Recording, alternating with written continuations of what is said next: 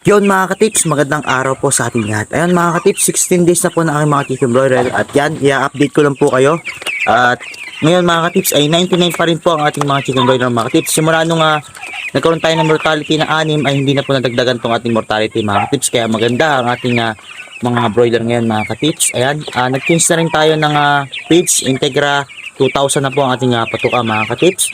At ang timbang naman po nito mga katips ay nasa 500 grams na pataas. May natimbang po kami na 600 na at mayroong 550, may 500, mayroon din man pong 450 mga katips. Hindi talaga may iwasan yung mga mababang timbang mga katips. Ganun po talaga sa pag-aalaga ng manok mga katips. At kagandahan mga katips, maganda ang ipot nila, tuyo po.